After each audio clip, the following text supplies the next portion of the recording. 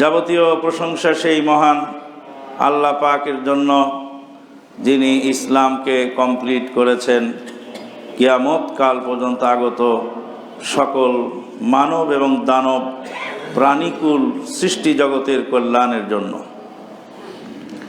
দরুদ ও সালাম বর্ষিত হোক সেই নবী মুহাম্মদুর রাসূলুল্লাহ সাল্লাল্লাহু আলাইহি ওয়াসাল্লামের প্রতি, যিনি ইসলামের খুঁটিনাটি সব কিছুই উম্মতকে শিখিয়ে তারপরে পৃথিবী থেকে বিদায় হয়েছেন। বিদায়ের প্রাক্কালে তিনি উম্মতকে বলেছেন, তারাকতুকুম আলাল মাহাদ্দাতিল বাইদায়ে লাইলুহা কানাহারিহা লা ইয়াজিগু আনহা ইল্লা হালিক। তোমাদেরকে এমন এক উজ্জ্বল পথের উপর রেখে গেলাম, সুস্পষ্ট দলিল সহ। লাইলুহা কানাহারিহা, যার রাত এবং দিন সমান। লা ইয়াজিগু আনহা ইল্লা হালিক, এই পথ থেকে যারা বিচ্যুত হবে তারা ধ্বংসপ্রাপ্ত ছাড়া আর কিছু নয়। আল্লাহ পাক অন্য আয়াতে বলছেন, আফা গায়রা দীনিল্লাহি ইয়াবগুন ওয়ালাহু আসলামা মান ফিল আরদি তাওআন ওয়া কারহা ওয়া ইলাইহি। পন্থা উদ্ভাবন এবং আবিষ্কার করার চেষ্টা করে বা খুঁজে বেড়ায়, অথচ আসমান এবং জমিনের মধ্যে যা কিছু আছে, ওয়ালাহু আসলামা মান ফিস সামাওয়াতি ওয়াল আরদি তাওআন ওয়া কারহা, ইচ্ছায় অনিচ্ছায় আল্লাহর বিধানকে মানতে তারা বাধ্য। সম্মানিত উপস্থিতি, ইসলাম একটি পরিপূর্ণ জীবন ব্যবস্থা, ইসলাম একটি পরিপূর্ণ আকীদা বিশ্বাস, ইসলাম একটি পরিপূর্ণ আমল ও আখলাক, ইসলাম একটি পরিপূর্ণ দুনিয়াবি চলার পথের পাথেয়। কিন্তু দুঃখজনক হল সত্য, প্রকৃত ইসলাম এবং প্রচলিত ইসলাম, এটার মধ্যে আমাদের অনেক ডিফারেন্স।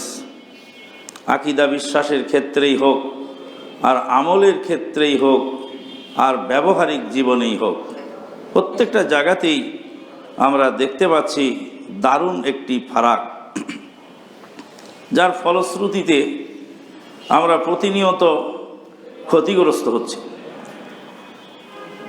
ইসলাম যে জীবন ব্যবস্থা, সেই ব্যবস্থাপনা সে আল্লাহ দিয়েছেন, যে আল্লাহ মানুষ তৈরি করেছেন, যিনি মানুষ সৃষ্টি করেছেন, তিনি মানুষের চলার জন্য যে পথ ও পাথেও বাতলে দিয়েছেন, চলার নিয়মাবলী দিয়েছেন, এটাই হলো ইসলাম।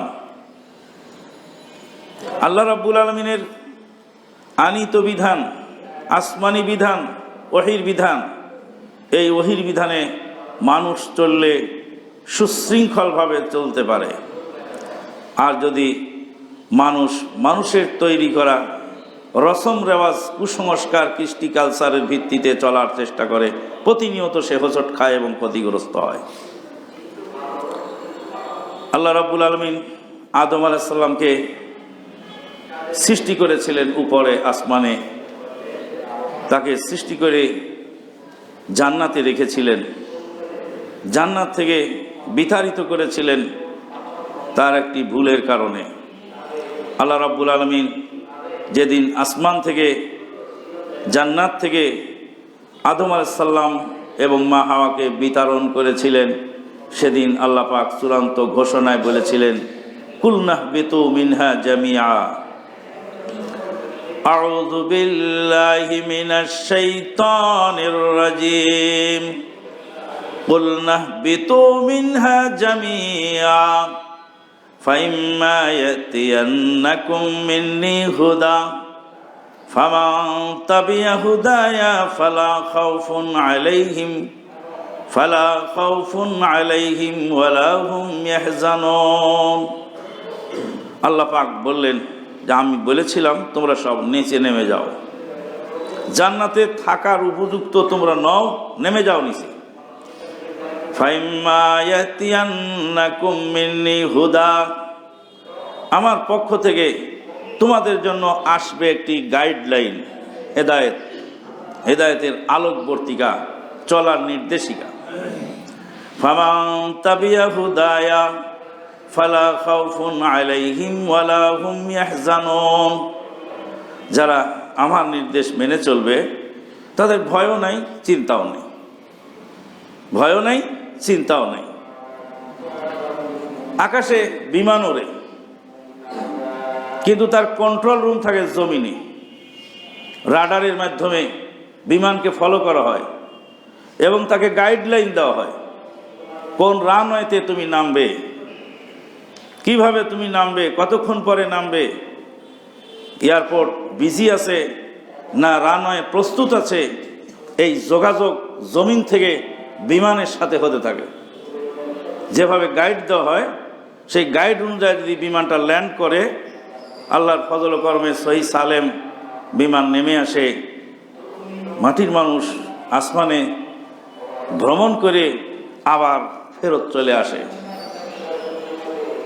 গাইডলাইন যদি ফেল করে, যেমন কয়েক বছর আগে নেপালের কাঠমান্ডু এয়ারপোর্টে ঘটেছিল, নিচের কন্ট্রোল রুমের সাথে উপরের পাইলটের যোগাযোগ বিচ্ছিন্ন হয়ে গেল সাময়িকভাবে।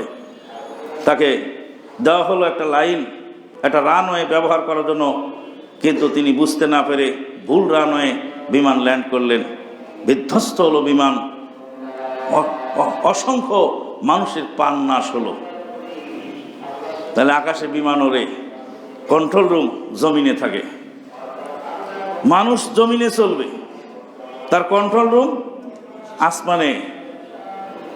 মানুষ মেড ইন স্কাই, মানুষকে আসমানে আল্লাহ পাক তৈরি করেছেন। যেখান থেকে মেড হয় সেখান থেকেই সেই মেশিনটা চালানোর ক্যাটালগ দেওয়া হয়। যেই কোম্পানির মেশিন সেই কোম্পানির ক্যাটালগ ফলো করবেন, মেশিনটা সুন্দর সুষ্ঠুভাবে চলবে। যে আল্লাহ মানুষ তৈরি করেছেন সে আল্লাহ মানুষ তৈরির ক্যাটালগ দিয়েছেন। তাই সেদিন আদম আলাইহিস সালামকে বলেছিলেন, তোমরা নেমে যাও, আমার পক্ষ থেকে তোমাদের জন্য গাইডলাইন আসবে, কন্ট্রোল রুম থেকে কন্ট্রোলিং নীতিমালা দেওয়া হবে। সেই নীতিমালা যদি তুমি ফলো করতে পারো তাহলে আসমানের আদম আবার আসমানে ফিরে আসতে পারবে, জান্নাতের বাসস্থান আবার তুমি পুনরায় ফিরে পাবে। আমাদের বাপ হলেন আদম আলাইহিস সালাম, আমাদের বাপের পৈতৃক ভিটা আদি বাসস্থান হলো জান্নাত। আল্লাহ রাব্বুল আলামিন আদম আলাইহিস সালামকে বলছিলেন, জান্নাতে থাকো তোমরা দুইজন, এখানেই খাওয়া দাওয়া করো, যেভাবে ইচ্ছা সেভাবে চলো, ওয়ালা তাকরাবা হাযিহি শাজারা, এই গাছের কাছে যেও না। ফালাম্মা যাকা শাজারা বাদাত লাহুমা সাওয়াতুহুমা, যখনই সেই গাছ ভক্ষণ করলেন তখনই তাদের শরীরের জান্নাতি বস্ত্র আল্লাহ পাক কেড়ে নিলেন। তারপরে তাদেরকে বিতাড়িত করলেন আর বললেন, আবার জান্নাতে ফিরে আসতে চাও তাহলে গাইডলাইন ফলো করো, ইম্মা ইয়াতিয়ান্নাকুম মিনি হুদা। সেই যুগে যুগে কালে কালে আসমানের সেই ওহির বিধান আমাদের কাছে এসেছে। সেই ওহির বিধানের চূড়ান্ত এবং তিবিয়ানান লিকুল্লি শাই ওয়া মুহাইমিনাল আলাইহি, সমস্ত কেতাবের রহিতকারী, সমস্ত কেতাবের ফাইনাল যেই কিয়ামত কাল পর্যন্ত গাইডলাইন, সেটা হলো কালামুল্লাহ, কোরআনুল কারীম এবং রাসূলুল্লাহ সাল্লাল্লাহু আলাইহি ওয়াসাল্লামের রেখে যাওয়া অসংখ্য সহিহ হাদিস।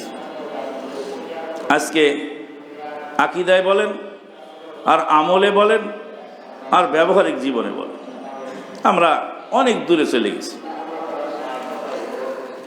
ইসলাম যে কমপ্লিট এতে কোনো দ্বিমত কারো নেই, কিন্তু যারা বিদআত আবিষ্কার করছে, যারা ইসলামকে আধুনিক কালে চলার অনুপযুক্ত মনে করছে। আমি গত কয়েকদিন আগে আলোচনায় বলছিলাম যে ইমাম তিরমিজি রাহিমাহুল্লাহ সহিহ সুনান তিরমিজির মধ্যে একটা অধ্যায় এনেছেন যে প্রয়োজনে জামার বোতাম খুলে রাখা যায়। জামার বোতাম খুলে রাখবেন, গরম ধরছে বা কোনো কারণে, বিনা প্রয়োজনে জামার বোতাম খোলা যাবে না। প্রয়োজনে জামার বোতাম খোলা যাবে। রাসূল সাল্লাল্লাহু আলাইহি ওয়াসাল্লাম বলছেন, জামার যদি তোমার বোতাম না থাকে তাহলে খেজুরের কাঁটা দিয়ে এটা লাগায় দাও যাতে বোতামের কাজটা হয়ে যায়। এটা কাঁটা দিয়ে বোতামের কাজ করো। এখন তো খেজুরের কাঁটা খোঁজা লাগে না, এখন সিপ টিফিন আছে। অনেকেই বিশেষ করে মা বোনেরা এই সিপ টিফিন ব্যবহার করে। সেফ টিফিন, এটা নিরাপদ পিন। এই সেফটি পিন আমরা ব্যবহার করি, এরা ওই কাঁটার পরিবর্তে। তার মানে হাদিসে যেহেতু খেজুরের কাঁটা আছে, তো খেজুরের কাঁটা কি খুঁজতে হবে না? হাদিসের মান্তুক মানে হাদিসের শাব্দিক অর্থ খেজুরের কাঁটা লাগাও। আর এটার মাফহুম যেটা, হাদিসের বুঝ যে কাঁটা জাতীয় কিছু দিয়ে এটাকে আটক করে দাও যাতে খোলা না থাকে। তো জামার বুতাম যে আপনি লাগাবেন এ কথাটা হাদিসে আছে। আপনি তো হাদিস পড়েননি, অথবা হাদিসের কিতাব আপনার বাড়িতে নাই, আপনি বুঝবেন কি করে? আর আলেম সাহেব তো বলতেই আছেন যে ওইসব হাদিস এই জামানায় চলে না, মাযহাব মানতে হবে, তরিকা মানতে হবে, ফাইনাল সিদ্ধান্ত দিবেন মুজতাহিদ। কিন্তু 1450 বছর পূর্বে মুহাম্মদুর রাসূলুল্লাহ সাল্লাল্লাহু আলাইহি সাল্লাম বলে গেছেন, তোমার জামার বোতামটাও লাগাতে হবে। বোতাম যদি না থাকে তো কাঁটা জাতীয় কিছু দিয়ে আটক করে দিও।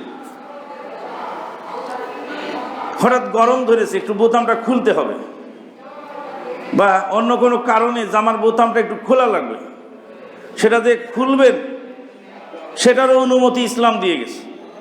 তাই তো ইমাম তিরমিজি রাহিমাহুল্লাহ বলছেন, বাবু ফাথিল জিরুন মানে হলো এই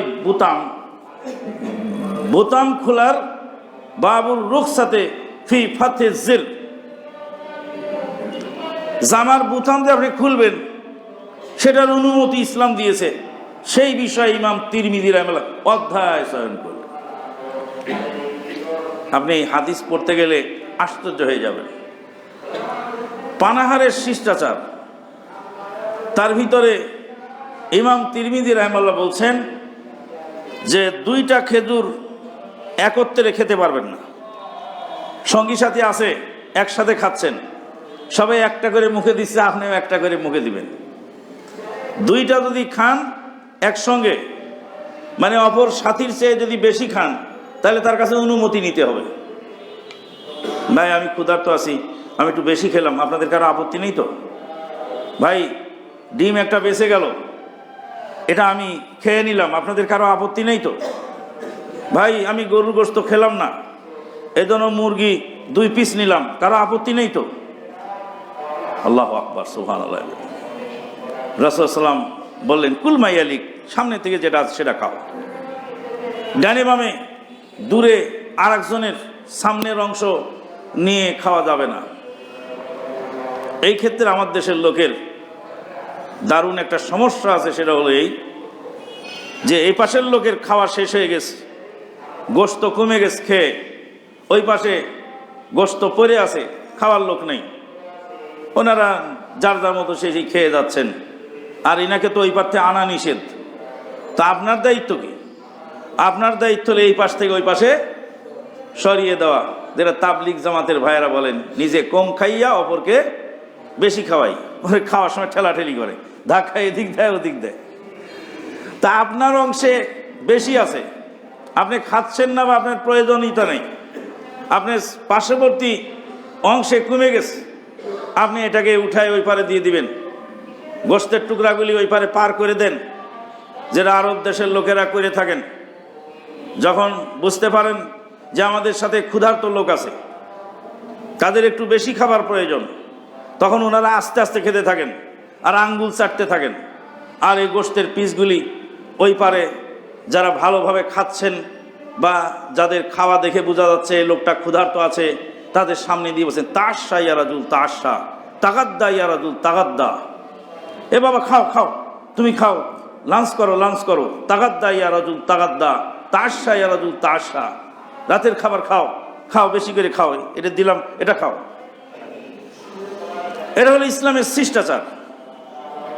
আমাদের জানার যে কত বাকি, আমাদের কত বিষয় অজ্ঞ, আমরা তা বুঝি না, কিন্তু আমরা সর্বজান্তা হয়ে বসে আছি এবং আমরা বিরাট বিরাট ফতুয়া দিয়ে যেমন বক্তব্য দিচ্ছি, বক্তব্য শুনে মনে হচ্ছে ওনার সে জানা ব্যক্তি আর দুনিয়া নেই। বন্ধুগণ, ইসলাম সলতানীতি, পলতানীতি, যুদ্ধনীতি, বন্দিনীতি, সন্ধিনীতি, সব নীতির কথা ইসলাম বলে গেছে। কোনো নীতি ইসলামে বাদ নাই। রাসূলুল্লাহ সাল্লাল্লাহু আলাইহি ওয়াসাল্লাম বললেন, রাত্রে ঘুমাবার সময় বাতি নিভিয়ে দাও। বাতি নিভায়ে ঘুমাবেন না বাতি জ্বালায়ে ঘুমাবেন, সে কথাটা 1450 বছর পূর্বে নবী মুহাম্মদুর রাসূলুল্লাহ বলে গেছে। বাতি জ্বালায় রাখলে ঘরে কি হয়? ঘুমের কমতি হয়।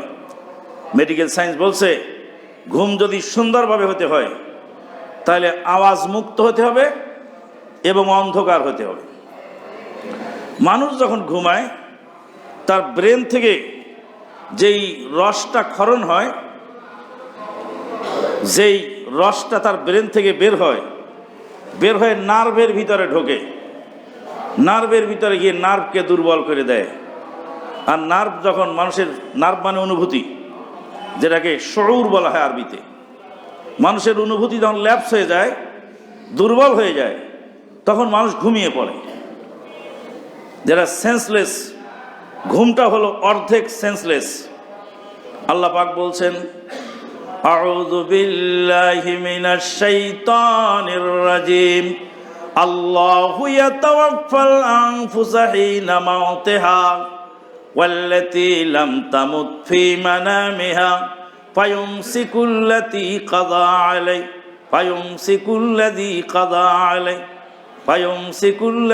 কাযা আলাইহাল মাউত ওয়া ইউরসিলুল উখরা ইলা আজালিম মুসাম্মা। আল্লাহু ইয়াতাওয়াফাল আনফুসা হিনা মাউতিহা, আল্লাহ পাক মানুষের রূহটা নিয়ে চলে যায়। হিনা মাউতিহা, যখন সে ঘুমিয়ে যায়। মাউত মানে ঘুম, মাউত মানে মরে যাওয়া, মাউত মানে ঘুম। আল্লাহুম্মা বিসমিকা আমুতু ওয়া আহইয়া, আল্লাহুম্মা বিসমিকা আমুতু ওয়া আহইয়া। ঘুমাবার দোয়া কি? এটা তো ঘুমাবার দোয়া। ঘুমাবার দোয়ার অর্থ হ্যাঁ বলতে পারবা তোমরা? তালেব ইলম কে বলতে পার? আপনি না, তালেব ইলম কেউ বলতে পারবা ঘুমের দোয়ার অর্থ? ঘুমের দোয়া তো জানা আছে, আল্লাহুম্মা বিসমিকা আমুতু ওয়া আহইয়া। ঘুমের দোয়ার অর্থ, আল্লাহ তোমার নামে মারা যাচ্ছি, আমুতু আমি মৃত্যুবরণ করতেছি, আমাতা ইয়ামুতু আমুতু নামুতু আমি মারা যাচ্ছি। আল্লাহুম্মা বিসমিকা আমুতু ওয়া আহইয়া, তোমার নামেই আমি, অন্য বর্ণনায় বিসমিকা আল্লাহুম্মা আমুতু ওয়া আহইয়া, তোমার নামে মারা যাচ্ছি, তোমার নামে জীবিত হব। আল্লাহু ইয়াতাওয়াফাল আনফুসা হিনা মাউতিহা ওয়াল্লাতী লাম তামুত ফী মানামিহা ফায়ুমসিকুল্লাতী কাযা আলাইহাল মাউত। বিছানায় এই সুঠাম বহুকে, এই দেহটাকে বিছানায় লুটিয়ে দেওয়ার আগে আপনার আমার ফিলিংস যদি এমন হয় যে আমি মৃত্যুর কোলে ঢলে পড়ছি। কয়েকদিন আগে আমাদের এক দিনী ভাইয়ের ছেলে, বেচারা আমেরিকান প্রবাসী, কোটি কোটি টাকার মালিক, বিশাল একটি প্রতিষ্ঠান নিজে একাই চালাচ্ছেন নিজস্ব অর্থায়নে।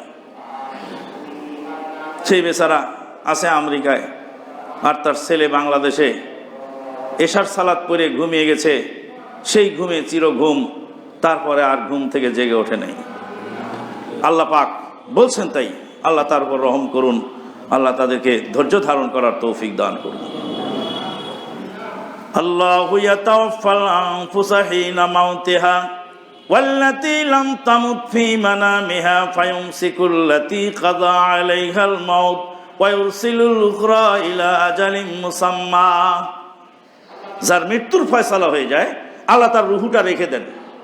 ফায়ুমসিকুল্লাতী কাযা আলাইহাল মাউত, মৃত্যুর ফয়সালা হলে তার রুহুটা আল্লাহ ধরে রেখে দেন। ওয়া ইউরসিলুল উখরা ইলা আজালিম মুসাম্মা, আর যেগুলির মৃত্যুর ফয়সালা হয়নি তাদের রুহগুলি আবার আল্লাহ ছেড়ে দেন। তারপরে ঘুম থেকে উঠে আলহামদুলিল্লাহিল্লাযী আহিয়ানা বাদামা আমাতানা ওয়া ইলাইহিন নুশুর। আলহামদুলিল্লাহিল্লাযী আহিয়ানা, যাবতীয় প্রশংসা সেই আল্লাহর যিনি আমাদেরকে জীবিত করলেন, বাদামা আমাতানা, মৃত্যু দেওয়ার পরে, ওয়া ইলাইহিন নুশুর, সেই আল্লাহর দিকে আমাদেরকে প্রত্যাবর্তন করতে হবে, আল্লাহর দিকে আমরা প্রত্যাবর্তিত হব।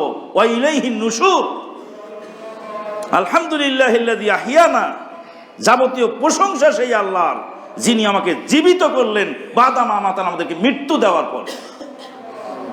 তাহলে ঘুমটা হলো মৌত, সেন্সলেস, মানুষের সেন্স থাকে না। এই যে সেন্সটা দুর্বল হয় কিসে? মাথা থেকে যেই রস বের হয় সেটা নার্ভের মধ্যে ঢোকে, নার্ভ দুর্বল হয় তখন ঘুম আসে।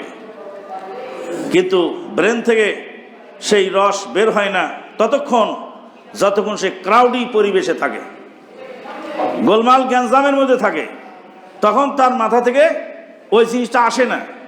যখন আলোর মধ্যে থাকে তখন তার ঘুম ধরে না। রাসূলুল্লাহ সাল্লাল্লাহু আলাইহি ওয়াসাল্লাম 1450 বছর পূর্বে বললেন, তুমি রাতে ঘুমাবার সময় বাতি নিভিয়ে দাও। বাতি নিভিয়ে দেওয়া সম্পর্কে এক সময় আমরা চিন্তা ভাবনা করেছিলাম যে একটি হাদিসের উপর আমল করলে কত ধরনের বিপদ থেকে বাঁচা সম্ভব। আপনার ঘরে যদি রাতে বাতি জ্বলে, আপনি টাকাটা কোথায় রাখলেন? দূর থেকে কিন্তু দেখা যায়। আপনি রাতে উঠলেন ঘুম থেকে, শরীরে হয়তো ঠিকমতো কাপড় নেই, ভিতরে যদি লাইট জ্বলে তাহলে দূর থেকে চোর, বাটপার, সিটার, দুষ্কৃতিকারী তারা দেখতে পায়। বাড়ির ঘরের মধ্যে কোথায় কি আছে, কে কি করতেছে, সব সেখানে দেখা যায়। কিন্তু লাইট অন্ধকার থাকলে ঘুমটা যেমন সুন্দর হয়, বাড়ির অবস্থান, বাড়ির ভিতরের পরিবেশ, ঘরের ভিতরের পরিবেশ সেটাও নিরাপদ হয়ে যায়। আল্লাহু আকবার। আর যেগুলি সেই প্রাচীন যুগের বাতি, যেমন মোমবাতি, তারপরে কি বলে জয়তুনের বাতি, কেরোসিনের তেলের বাতি, এই বাতিগুলিতে কি হয়? এই বাতিগুলি, এই আলোগুলি অক্সিজেন খেয়ে বেঁচে থাকে। অক্সিজেন না খেলে ও বাঁচতে পারে না। এটা মোমবাতি জ্বালিয়ে ওটাকে ঢেকে দেন গ্লাস দিয়ে, কতক্ষণ বাতি জ্বলে থাকবে? কারণ অক্সিজেন না পেলে সে বাতি টেকে না, মারা যায়, নিভে যায়। তার মানে আপনার বাড়িতে যদি, ঘরে যদি মোমবাতি জ্বলতে থাকে, হারিকেন জ্বলতে থাকে, কুফি বাতি জ্বলতে থাকে, জয়তুনের তেলের বাতি জ্বলতে থাকে, সারা রাত ধরে আপনার ঘরের অক্সিজেন খাইছে। আধুনিক বিজ্ঞান চিন্তা করতে করতে মাথা হ্যাং হয়ে গেছে। ইসলাম 1450 বছর পূর্বে কি বৈজ্ঞানিক, কি স্বাস্থ্যবিধি, কি সামাজিক রীতিনীতি রক্ষা এবং সুশৃঙ্খল বিধান ইসলাম কমপ্লিট করে দিয়ে গেছে। তবে ইসলামে যদি বাতি নীতি থাকে, পৈলতে নীতি থাকে, ইসলামে যদি বাতি নীতি, পৈলতে নীতি, প্লেট নীতি এগুলি থাকে, তাহলে ইসলামের রাজনীতি, সমাজনীতি, অর্থনীতি ধার করে আনা লাগবে, শিক্ষা, সংস্কৃতি এগুলি ধার করা লাগবে। জি না, ইসলাম কারো ধার করা সংস্কৃতি নিয়ে চলে না। ইসলাম কমপ্লিট, আজও কমপ্লিট, কিয়ামত পর্যন্ত কমপ্লিট। কমপ্লিট হওয়ার পরে আল্লাহ পাক দিয়ে গেছেন এই ইসলাম আমাদেরকে। আমরা ইসলাম বুঝি না, ইসলাম পড়ি না, ইসলাম জানি না, ইসলাম জানার চেষ্টাও করি না। মনে করি ইসলাম মানে ইবাদত, ইসলাম মানে ময়তা ফয়তা খাওয়া, ইসলাম মানে মিলাদ পড়া। সাইফুদ্দিন বেলাল শেখ মদিনা ইউনিভার্সিটিতে পড়ে আসছেন, পিস টিভির আলোচক, আপনারা চেনেন তাকে। উনি ঠাকুরগাঁও শহরে এটা বাড়ি বানিয়েছেন। তো বাড়ি বানানোর পর মিলাদ পড়ায় নেই। এলাকার লোক বলছে, রে এ মৌলবি বলে মদিনা থেকে পড়ে এসেছে, আবার কিসের আলেম রে, এ তো মুসলমানই না। ভাই, আমাদের দেশের সবচেয়ে নিকৃষ্ট মুসলিম যে সালাত সিয়াম হজ জাকাত ইসলামের ধারে না, সে তো মিলাদটা তো পড়ায়। মানে ইসলাম সে মানুক আর না মানুক, সালাত সিয়াম পড়ুক আর না পড়ুক, মিলাদটা যদি কমস কম পড়ায় তাও তো ইসলামের মধ্যে থাকলো। বেটা মদিনা থেকে পড়ে আসে, মিলাদটাও পড়াইলো না, কি আবার কিসের মুসলমান? সুবহানাল্লাহ। চিন্তা করেন যে তার দৃষ্টিতে ইসলাম হলো কি? মিলাদ। তার দৃষ্টিতে ইসলামের ঐতিহ্য মানে কি? মাজার কবর। যেটা বাংলাদেশের একজন বড় বরেণ্য আলেম তিনি বলেছিলেন, আরব বিশ্বকে তুচ্ছ তাচ্ছিল্য করতে গিয়ে তিনি তার প্রকাশিত ম্যাগাজিনে বলেছিলেন যে বাংলাদেশে যে ইসলামের ঐতিহ্য আছে, ইসলাম চর্চা আছে, আরব উপসাগরের কুয়েতের মতো বিচ্ছিন্ন ভূখণ্ড বালুকণা, কুয়েত সম্পর্কে বলছে বিচ্ছিন্ন ভূখণ্ড বালুকণা, গালফের বিচ্ছিন্ন ভূখণ্ড বালুকণা কুয়েতে বাংলাদেশে যে ইসলাম এবং যে ঐতিহ্য আছে, আরব বিশ্বে কুয়েতের বিচ্ছিন্ন ভূখণ্ড বালুকণা তো দূরের কথা, গোটা আরব বিশ্বে সেই ইসলাম চর্চা নাই। সুবহানাল্লাহ। তো এই শেখ আকরামুজ্জামান ভাই উনি তার জবাবে বলছিলেন যে ইসলাম বলতে যদি কবর পূজা হয় তাহলে ঠিক আছে, ইসলাম বলতে যদি মিলাদ কিয়াম হয় তাহলে ঠিক আছে। বন্ধুগণ, রাসূল সাল্লাল্লাহু আলাইহি ওয়াসাল্লাম বলেন, বাতি নিভিয়ে ঘুমাও, প্লেটটা উপর করে রাখো, পানপাত্রের মুখটা বেঁধে রাখো। পানপাত্রের মুখটা বেঁধে রাখলে ময়লা পড়ে না। টিকটিকি একটা বিষাক্ত প্রাণী, যার শরীরের পুরাটাই বিষ। এটা টিকটিকি যদি আপনার পানিতে পড়ে, টিকটিকির পায়খানা যদি কোনো খাদ্যে পড়ে, সে লোকের যে পেটের পীড়া হবে, সে পেটের পীড়া ভালো হওয়া খুব মুশকিল আছে। প্লেটটা উপর করে রাখো। রাসূল সাল্লাল্লাহু আলাইহি ওয়াসাল্লাম বলছেন, রাতের বেলায় ছোট ইঁদুরগুলি ঘুরে বেড়ায়, এই বাতি থেকে কোনো সময় আগুন ধরায়। একজন মহিলা রাতে কুরআন তেলাওয়াত করছিলেন এই হারিকেন জ্বালিয়ে। মসজিদের ইমামের স্ত্রী, ইমাম সাহেব মসজিদে ঘুমাচ্ছেন আর স্ত্রী বাচ্চাদেরকে নিয়ে বাড়িতে ঘুমাচ্ছেন। রাতের বেলা কোরআন তেলাওয়াত করছেন হারিকেন জ্বালিয়ে। ঘুম ধরেছে, কোরআন মাজিদটা বন্ধ করে রেখে হারিকেন জ্বালানো অবস্থায় রেখে ঘুমিয়ে গেছে। ঘুমের মধ্যে কোনো বাচ্চার বা কারো পায়ের আঘাতে হারিকেনটা কাত হয়ে পড়ে গেল। হারিকেনের তেলটা ছড়িয়ে পড়ল, আগুনটা ধরে গেল ঘরে। গোটা বাড়িঘর পুড়িয়ে, মানুষ পুড়িয়ে যখন কয়লা হয়ে গেল, রাত তখন 3টা সাড়ে 3টা বাজে, তখনই মানুষ বুঝতে পারলো যে ইমাম সাহেবের বাড়িতে আগুন ধরছে। গিয়ে দেখে সব পুড়িয়ে কয়লা হয়ে গেছে। রাসূল সাল্লাল্লাহু আলাইহি ওয়াসাল্লামের একটা হাদিস, রাত্রে ঘুমাবার সময় বাতিটা নিভায়ে ঘুমাও, দরজাটা বন্ধ করে ঘুমাও। আও কুসিকা আও খামবিরুল ইনা ওয়াতফাউল মাসাবিহ, বাতি নিভায়ে ঘুমাও। আগলিকুল বাব, দরজা লাগায় ঘুমাও। একটা হাদিসের মধ্যে এতগুলি কথা রাসূল সাল্লাল্লাহু আলাইহি ওয়াসাল্লাম বলে গেলেন। ইসলাম কমপ্লিট, কিয়ামত পর্যন্ত কমপ্লিট। বন্ধুগণ, ইসলাম যে শিষ্টাচার আমাদেরকে দিয়েছে, ইসলাম যে বিধিনিষেধ আমাদেরকে দিয়েছে, আমরা আজকে সেখান থেকে অনেক দূরে সরে গেছি, অথচ দাবি করছে আমি মুসলিম। শুরুতে একটি হাদিস পড়েছিলাম, রাসূলুল্লাহ সাল্লাল্লাহু আলাইহি ওয়াসাল্লাম বলেন, ইয়া মাশারাস শাবাব মান ইসতাতা মিনকুমুল বাআতা ফালিয়াতাজাওয়াজ ফাইন্নাহু আগাদ্দু লিল বাসারি ওয়া আহসানু লিল ফারাজ। হে যুবদল, হে যুব সমাজ, মান ইসতাতা মিনকুমুল বাআ, তোমাদের মধ্যে যারা স্ত্রীর ভরণ পোষণ দেওয়ার ক্ষমতা রাখো, স্ত্রীর ভরণ পোষণ টাকা পয়সা হোক আর শারীরিক শক্তি সামর্থ্য হোক, স্ত্রীর চাহিদা স্ত্রীর পূরণ করার তোমাদের ক্ষমতা আছে, ফালিয়াতাজাওয়াজ, তাড়াতাড়ি দ্রুত বিয়ে করে ফেলো। ফাইন্নাহু আগাদ্দু লিল বাসার ওয়া আহসানু লিল ফারাজ, এই বিবাহের কারণে তাদের চক্ষুকে নিম্নগামী হয়, বিবাহটা চক্ষু নিম্নগামী করে এবং তার ইজ্জত আবরুকে হেফাজত করে। আরব দেশের মানুষ জিজ্ঞেস করে হালাতুল ইজতেমাইয়া, পরিচিতি দাও, তুমি পরিচয় পেশ করো। বলে আকুকুম ফিল্লাহ মোহাম্মদ আমানুল্লাহ বিন মোহাম্মদ ইসমাইল, বাংলাদেশি উল জিনসিয়া, তালেব জামিয়া আল ইসলামিয়া। আমি তোমাদের ভাই বাংলাদেশি আমানুল্লাহ বিন ইসমাইল, আমি মদিনা ইউনিভার্সিটির ছাত্র। কয় পরিচয় কমপ্লিট হয়নি, হালাতুল ইজতেমাইয়া, সামাজিক অবস্থান বলো। সামাজিক অবস্থান মানে বিবাহিত না অবিবাহিত বলো। ওয়া মাশাআল্লাহ আনা মুতাসাওয়িজ, আমি বিবাহিত। ও আনতা কল আনা মাসির তো আসাব, আমি এখনো অবিবাহিত। তো বলছে মিসকিন আনতা মিসকিন, উরিয়ান আনতা উরিয়ান, তুমি তো মিসকিন অসহায় আর তুমি তো ল্যাংটা উলঙ্গ, বিয়ে করো নাই, সাবালক হও নাই। তুমি সাবালক হয়েছো তো বিয়ে করো নাই কেন? বিয়ে করো নাই, তুমি উলঙ্গ। স্যার উলঙ্গ কি জিনিস? যার কাপড় নেই।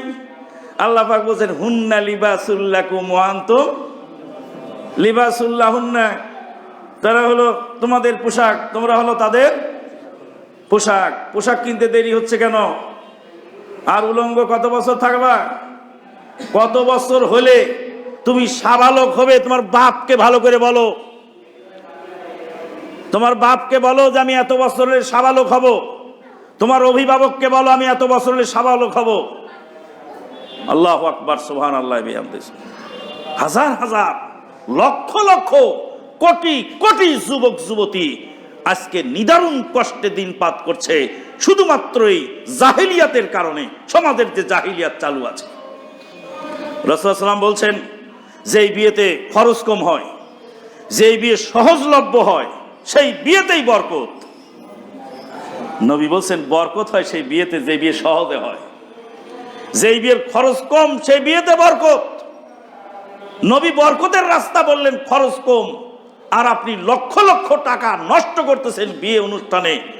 আর বলছেন যে ছেলে উপযুক্ত হয়নি, ছেলে কাজ শেখে নেই, ছেলে সাবালক হয়নি, ছেলে ভরণ পোষণ দিবে কে? তুই বিয়ে করতে চাস, খাওয়াবি কি? আল্লাহু আকবার, সুবহানাল্লাহ। যুবক ছেলেটি এসে বলছে দুলা ভাই ইমান তো আর বাঁচে না, দুলা ভাই ইমান তো বাঁচে না, আমার বিয়ের ব্যবস্থা করে।